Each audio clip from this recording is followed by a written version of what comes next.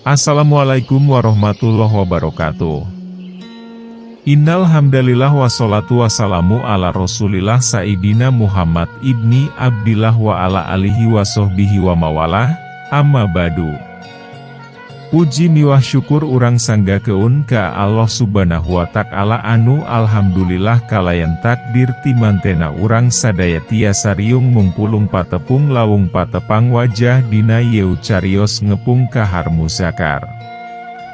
Anu mudah-mudahan ieu acara teh tiasa ngajanten keun hiji wasilah ngengingkeun safaatul udma dina pu kiamah amin ya Allah ya robbal alamin. Ogi rohmat miwah salam mugia salamina dicurah tur dilimpah kapaduka Rasul wastana Kanjeng Nabi Muhammad Shallallahu Alaihi Wasallam. Teu hilap ka para keluargana, sahabatna, tabiina, ogi mudah-mudahan eta rohmat teh dugi ka urang sadayana amin ya Allah ya robbal alamin.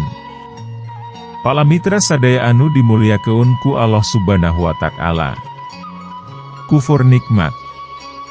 Kiwari loba jelema anu tara bersyukur diberi kanikmatan ku Allah teh. Abong teu boga duit kukulutus ka Allah, padahal kanikmatan teh lain harta hungkul. Kanikmatan sehat, bisa dahar ngeunah, kumpul jeung keluarga eta ge kanikmatan anu kudu disukuran. Ngan lolobana mikirna syukur teh tina kanikmatan loba harta hungkul padahal henteu kitu. Sakumaha loba kanikmatan anu ku Allah geus dipasihkeun ka urang sadaya. Inna, atau enakal kausar. Hartosna, saestuna kami geus mapari nikmat anu kacida lobana ka amane. Quran Surat Al-Kautsar ayat 1. Fabi ayyi alai rabbikuma atatamaro. Hartosna, maka nikmat Allah mana deui, anu ku anjeun diragukeun? Tapi lolobana jelema ngaleu-leungitkeun tina nikmat Allah, jadi witeu bersyukur jeung ngarasa kurang bae. Aya carita lucu yeuh, hiji carita aya hiji murid nganjang ka guruna, murid eta da hayang mere kanu jadi gurunya sanajan teu boga nanaon, si murid eta teh mawa lalap daun sampeu ti kebon. Pas nganjang guruna, si murid ngomong, "Pun guru yeuh aya sakedik lalaban." Ceuk guruna teh aduh hatur nuhun pisan ujang. Tuluy ceuk guruna teh yeuh engke bawa domba pas engke balik. Nya pas balik teh mawa domba eta si murid teh. Tapi aya hiji dewi murid ningali murid enu tadi meree daun sampeu di bahanan domba, komo lamun urang mawa sapi sigana bakal di bahanan anu leuwih. Nya eta murid anu panas teh nganjang ka guruna, "Un guru yeuh aya sapi kangge guru." Si murid eta ngarep-ngarep. Guruna teh bingung edek mahana naon domba da geus dibikeun kanu tadinya ayana oge daun sampeu pamer tadi. Nya dibahankeun wi daun sampeuna teh ka asi eta murid, jadi wi mawa lalap hehe. Tah matak urang kudu bersyukur tong ningali anu kubatur ditarima, da rezeki jelema beda-beda. Palamitra sadaya. Hapunten, Mang Agusti mah mung ngemutkeun, da ari terang mah tangtos sadaya oge terang, namung sok seueur hilapna, malum syaiton mah sohayang bae manusa ti juralit ka ajalan manehna teh. Mudah-mudahan urang sadaya tiasa janten jalmi anu ahli syukur, getol bersyukur tina nikmat karunia anu dipasihan ku Allah subhanahu wa ta'ala. Henteu sarakah komo kufur nikmat mah. Amin ya Allah ya robbal alamin. Palamitra anu dipihormat, hapunten ngalantur bae. Hayu urang lajeng keun deui kana dongeng. DR.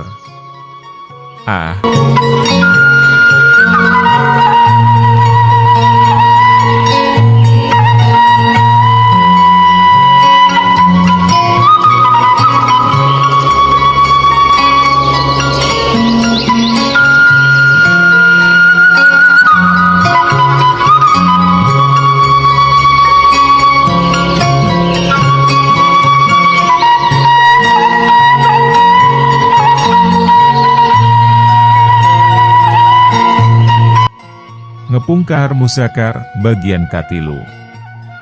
Sanggeus dua pungan jrek dicake, kuring sabatur-batur meunang tugas kudu ngayakeun operasi ka alweung. Ti barang meunang bejak itu, babaturan teh saribuk pisan. Nu terus balanja, sasadian keur bekel salila operasi, nu ngasah peso, nu ngabagi keun beas ge aya. Aya oge nu ngahagal keun ka pasar ngan ukur meuli lauk asin, teri atawa cengek. Leuwihna ti eta, ngahagal keun maruli bako. Dicake emah aneh, bakona oge. Lain bako mole model di Bandung, dadi ditumah hideung, bentukna bulet jiga gula gunung. Disebutna teh bako bugis, sedeng daun kaungna nyaeta ku kertas ketik anu disebut bujang. Mimiti namah babaturan geteu udara keun. Ngan, bakat ku ewauh Dewi meureun, teu burung ngebul. Cak memet mah seungit, cenah. Kuring genyoba-nyoba ngasaan, kenyawi ngeunah, eta bako hideung anu bulet teh. Si Jono babaturan, meuli opat guruntul bari terus papuket ngalalakon keun kumaha nawarna di pasar cenah. Rame soteh banewi dicarita keun ku budak bangor bari pinter nyarita, padahal ukur lalakon nawar harga bako, kabeneran tukang dagangna teu ngartieun basa Indonesia. Ah, pepegoan wi, tungtung namah, cek Jono teh.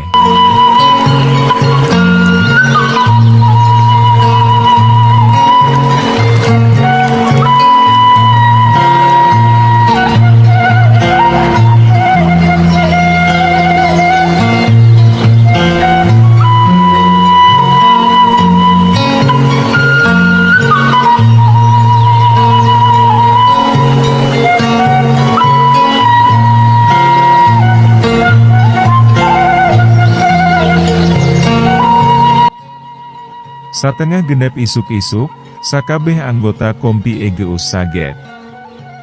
Dina tonggong, geus nangkot rangsel nu dieusian pelor, sarung jeung anduk. Rantang wadah sangu, paranti ngaliwet atawa naheur cai ge teu tinggaleun. Geus puguh ari lauk asin jeung bakomah, da puguh kaperluan pokok. Pakaian anu dipake, nyaeta seragam macan loreng, ngan henteu make baret hejo. Da keur di kapal keneh, dan Yon Mayor Himawan Sutanto geus ngawawadian, sangkan salila operasi di Sulawesi mah, henteu meunang make baret hejo. Duka atuh, naon alesanana, kuring mah teu nyaho. Pikeun gantina, cukup ngagunakeun pet loreng. Lain topi wajah. Picake terus ngidul, meuntas walungan terus netek nanjak. Geus seu beul teuing teu operasi salila di Jawa, karek leumpang sakitu getonggong teh geus nyeri. Tak-tak cangkeul, balas kabetot tali rangsel jeung balas katindihan bedil anu dipanggul. Ambekan asa ngahega, tur asa lalocotan.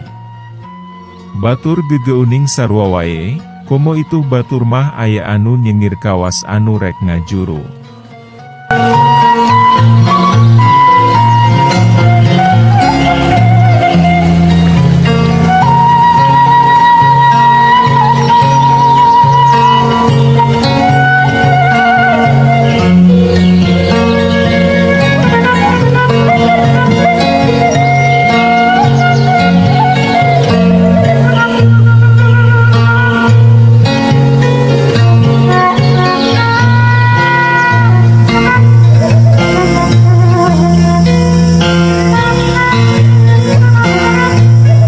Walungan, terus netek nanjak, ngatur lengkah jeung ambekan bari ngagalar gilir bedil. Tina tak-tak kencaka katuhu jeung saterusna. Reuruh-reuruh sanggeus tengah poe, brak dalahar. Tidieu, kakara ngasrup ngurubut leuweung.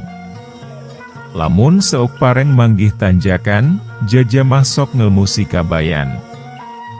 Mun keur netek, manehna sok maksa keun seuri, sedeng keun lamun seuk mudun, sok api-api ripo. jono mah sejen. Boh keur netek boh keur nuruptuk mudun, maneh namah teu weleh cacarita. Cenah, awak urang teh sarua jeung treu. Tak jeung tonggong teh kalasorina. Rangsel jeung bedil, muatan. Perpes, sarua jeung teng bengsin.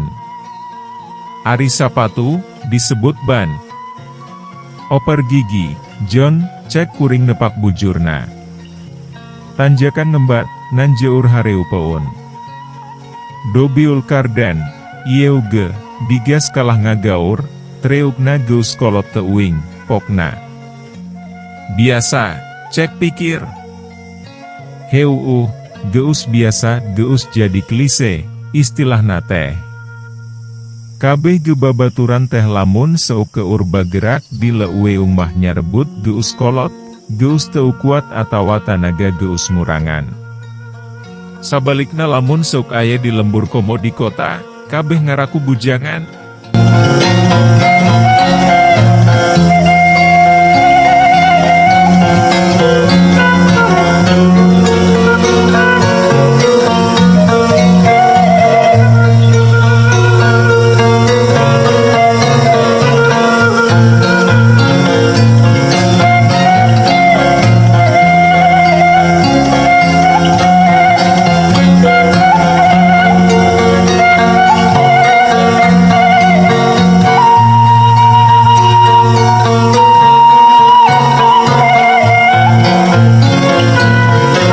Beuki jauh lalakon, beuki rembet leuweung teh.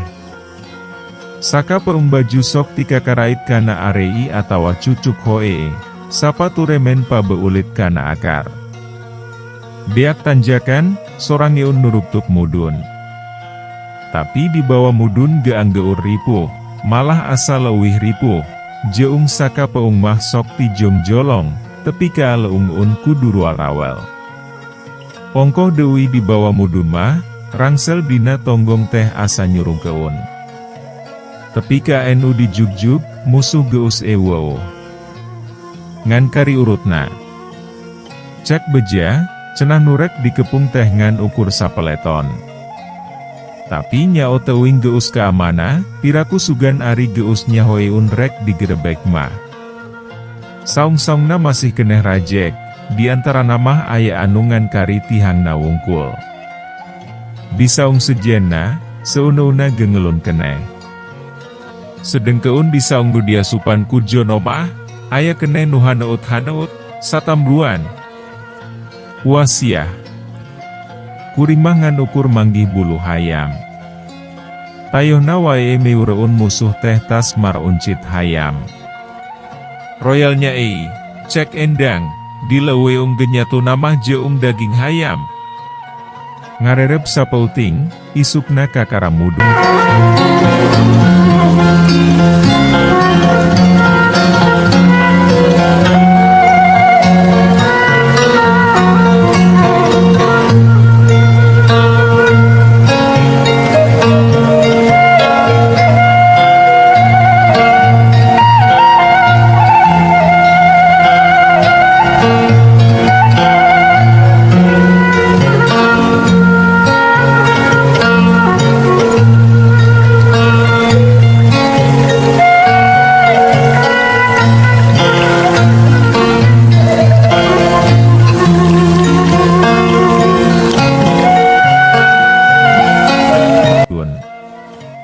Ari rek balik maha beda, leumpang teh asa gancang.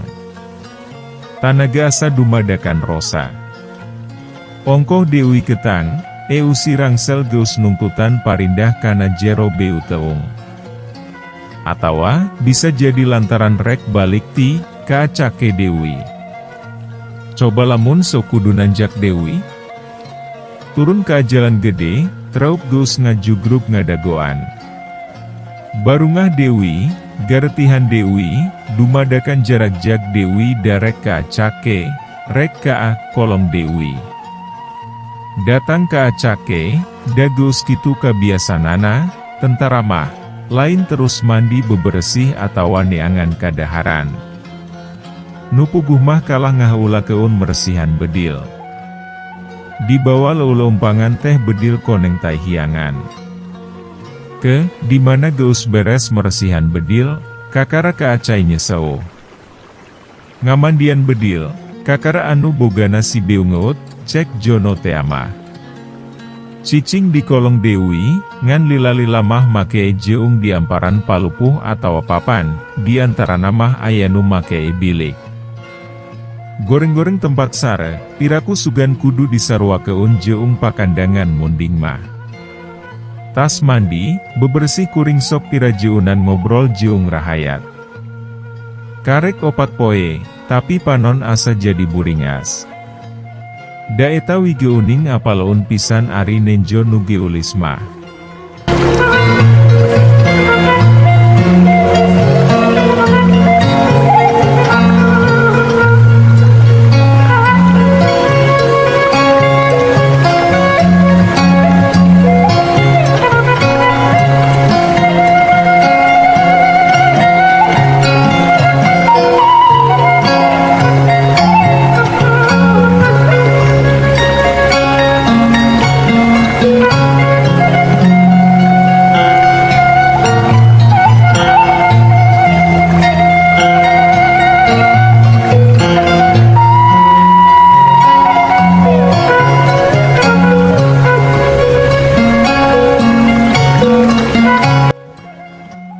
Hih, geuning nu geulis mah geulis wi, masing dicake ge. Kadaharan sapopoena teh lain sangu tapi, dale, jagong. Masakna dibubur, dihijikeun jeung daun kelor, ngadaharna henteu make sendok. Urang ditumah matak awet sendok. Aya oge anu sok ngadahar sangu, ngan sangu be. Bubur lain, sangu lain, kuring ngahajal lolompangan. Istilahna teh, mengenal daerah, bari sugan jeung sugan manggih ubar panon. Watir pisan nenjo barudak sakola anu kudu diajar di kolong imah. Eta ge aya sakola, ngan wangunana pohara waluratna. Tihangna ukur awi guluntungan, hataupna cukup ku eurih bari henteu di pantoan-pantoan acan. Tapi, katenjona teh garetol ari diajar nama. Kabeh imah rahayat teh laluhur.